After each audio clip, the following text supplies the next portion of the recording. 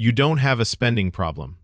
You have a relief problem that just happens to look like spending. And the worst part? It feels completely normal. There's a simple loop running quietly in your daily life. You don't see it, you don't question it, but it's slowly pulling money out of your life every single day. And once you notice it, you won't be able to unsee it again. This is what no one tells you. We're not going to talk about budgets, saving hacks, or cutting expenses. We're going to break down something deeper. A hidden psychological loop that controls when you spend, why you spend, and why it keeps repeating even when you know better. Imagine this. It's 6:30 p.m. You just got home from work. Your day was heavy. Emails, meetings, small frustrations stacking up. You sit down, open your phone, and start scrolling. A few minutes later, buy something small, nothing crazy.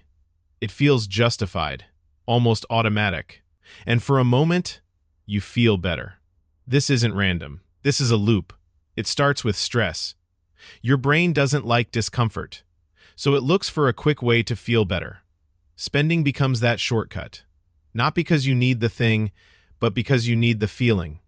And when you spend, your brain gives you a small reward. Relief. That relief teaches your brain something powerful. Do this again next time. So the next time stress shows up, the mental reset purchase, you're sitting at your desk, screen open, work unfinished. But your mind isn't working anymore. It's not laziness. It's mental fatigue. You try to focus, but everything feels heavy. So you take a break, open your phone, and without thinking, you open a shopping app. Not because you need something, but because it feels like a reset button. You browse, add something small, click, buy now, and suddenly, your mind feels lighter. Not because the problem is solved, but because your brain got relief, a quick dopamine release. And in that moment, your brain stores a pattern. When I feel stuck, spending fixes it. So next time, it won't ask you. It will repeat it.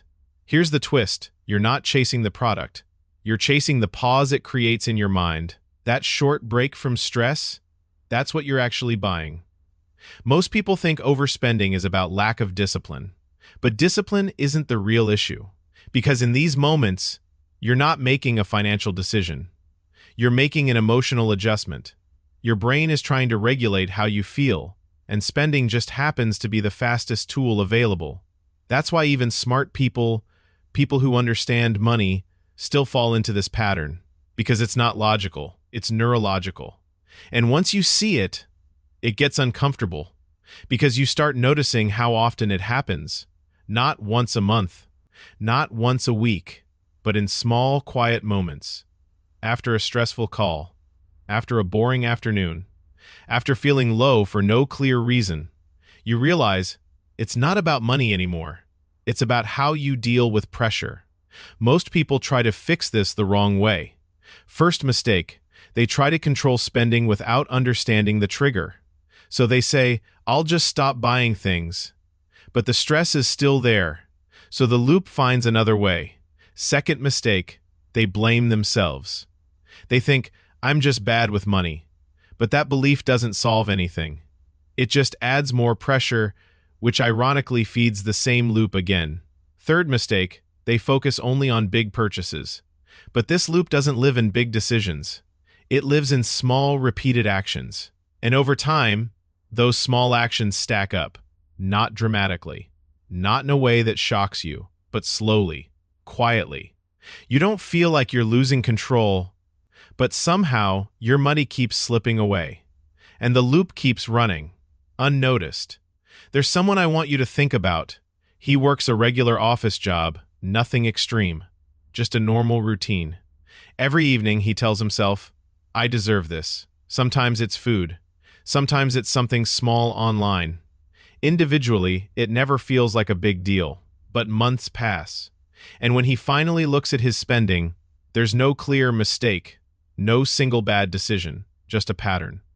A quiet loop that's been running in the background the whole time. So how do you break something you don't even notice? You don't start with money. You start with the moment before spending. The next time you feel the urge, pause. Not to stop yourself, just to ask, what am I actually trying to feel right now? Relief? Escape? Distraction? That question alone changes everything because it separates the feeling from the action. And once you see that clearly, you get a choice. You don't need more control. You need more awareness. Because control fights the behavior, but awareness rewires it. The truth is, you're not losing money because you're careless. You're losing it in moments when you're trying to feel better. And those moments happen more often than you think. The loop isn't loud. It doesn't announce itself. It just runs again and again until one day you finally notice it. And that's where everything starts to change.